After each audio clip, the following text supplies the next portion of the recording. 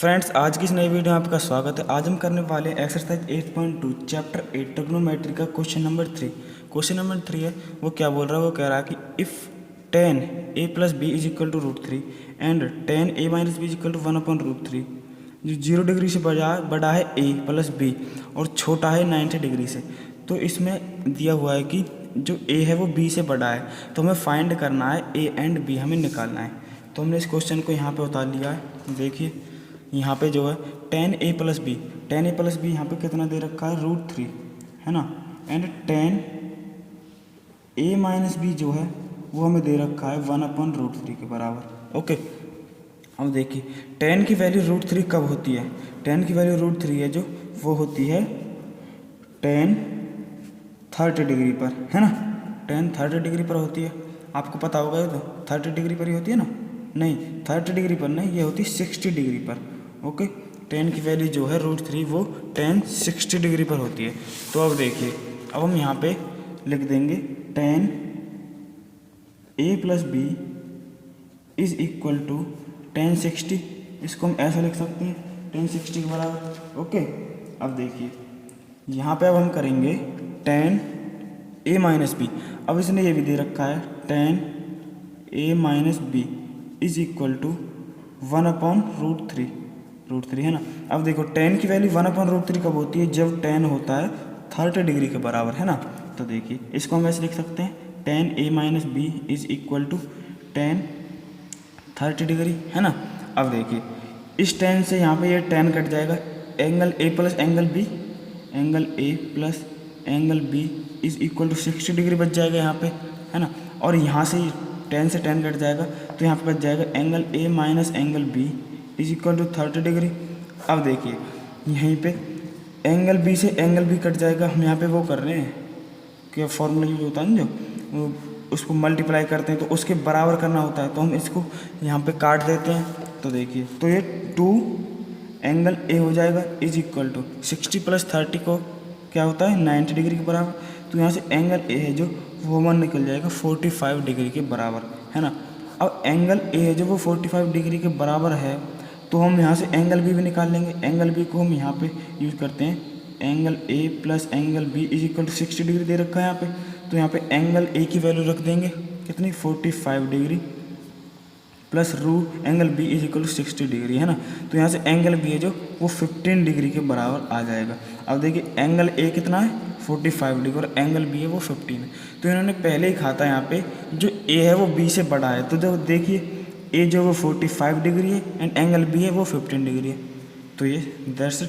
तो ये हमारा क्वेश्चन खत्म होता है। अब हम करते हैं क्वेश्चन नंबर 4। क्वेश्चन नंबर 4 में ट्रू फॉल्स एक प्रकार से जो ट्रू फॉल्स करते हैं। देखो sine a plus b is equal to sine a plus sine b, क्या इसके बराबर हो सकता है? ऐसा बिल्कुल नहीं है, क्योंकि देखिए जैसे हम इसको करेंगे तो ये जो है यहाँ पे कितना दे रखा है, sine a plus b is equal to sine a plus sine b. इसने कह रखा है कि इसके बराबर होता है या नहीं। हमें ट्रू फॉल्स बताना है कि इसके बराबर होता है या नहीं होता है। अब देखिए मान लो हमने a जो है वो 0 डिग्री के बराबर मान लिया एंड b जो है वो हमने मान लिया 30 डिग्री के बराबर, है ना। अब देखिए साइन a की वैल्यू कितनी होती है यहाँ पे, साइन a जो है 0 डिग्री नहीं, हमेशा मान रहे हैं हम इसको 30 डिग्री मानते हैं और इसको मानते हैं 60 डिग्री, है ना।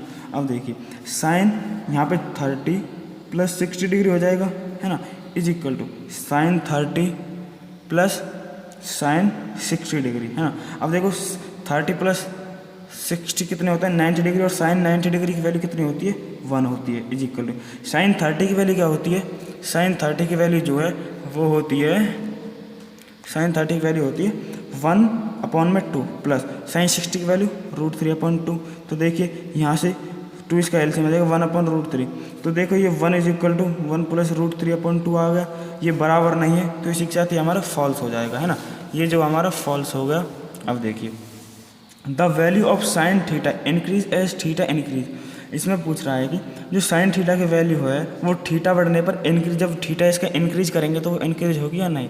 तो यह है ट्रू, क्योंकि देखिए जब साइन 0 होती है तो इसकी वैल्यू 0 होती है और साइन 90 पर जाते हैं इसकी वैल्यू 1 हो जाती है, तो इसमें इंक्रीमेंट हुआ तो ये हो जाएगा ट्रू।